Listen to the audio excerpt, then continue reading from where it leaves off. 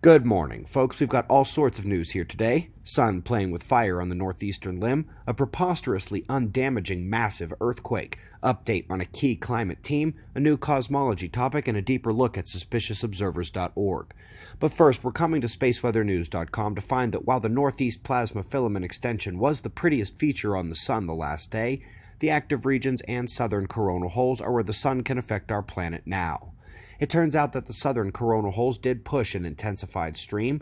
Orange density rises slightly, and as it drops out, we then see purple plasma speed and green plasma temperature rise up.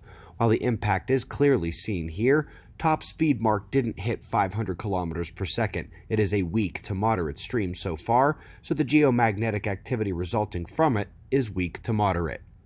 So folks, we do have Sakurajima in Japan clearing his throat a little, while the Caribbean fault lines slip on a banana. Titanic 7.7 earthquake with a strong aftershock nearby. Shook most of the Caribbean actually, and even up to Miami. But there are no reports of death or serious damage. It may be the largest earthquake ever, this close to the surface, to leave no major impact.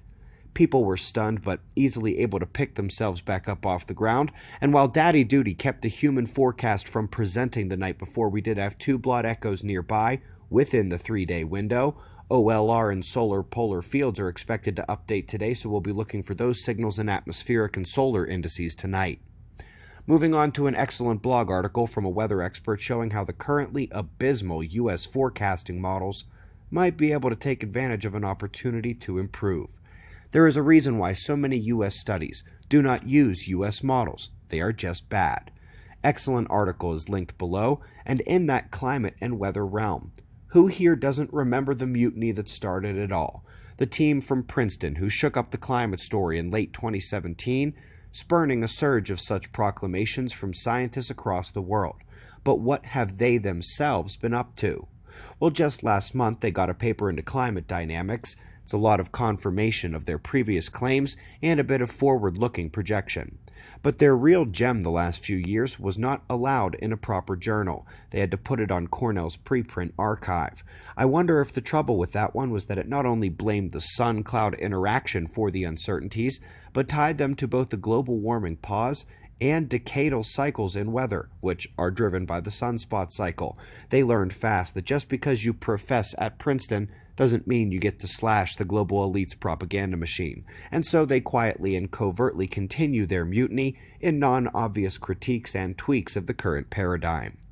Looking to nearby galaxies, astronomers are seeing that the cores and interior bulges appear not to be newer features coming with the galaxies we're observing, but remnants of formation much, much earlier, perhaps even from the first galaxies in the universe. Now, this is not only a fascinating story about a galactic phoenix-like behavior over cosmic time, but it may throw a wrench into mainstream cosmic timelines as well. And that brings us to our last article today. And for as often as the Sanyayev-Zeldovich effect shows up in astrophysical and cosmic literature, we should probably go take a look at what it is. What it is they're focused on the stripping away of everything except the cosmic microwave background from a look at the heavens, and they're looking for the cooler returns. When there are distant reservoirs of hot plasma, they tend to scatter and frequency shift the microwave photons out of that microwave range, which astronomers think means they can spot distant galaxies and clusters by tracking that hot plasma effect. Now, the core issue here is their correction for the second most important player in the correct cosmology, dust, and how it's missing that error adjustment causes you to underestimate the number one most important player, plasma, by up to 26% when using the Sanyayev-Zeldovich effect to try to guess how much material's out there.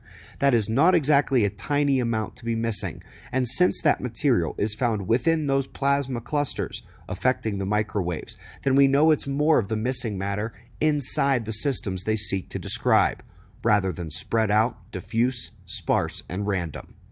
Website member or not, I did not cue the members protection for last night's Deeper Look episode, so anyone can come on over and click on episode 8 here on the year. It is simple, but it's almost 100% ignored as a practice, and this is one of the easiest ways I could ever think of to break new ground in the solar climate forcing realm, and I hope you agree. We greatly appreciate your support. We've got wind map forecasts and shots of our star to close, and of course, we'll do this all again tomorrow, right here, where right now it's 4:20 a.m. in the new Valley of the Sun. Eyes open, no fear. Be safe, everyone.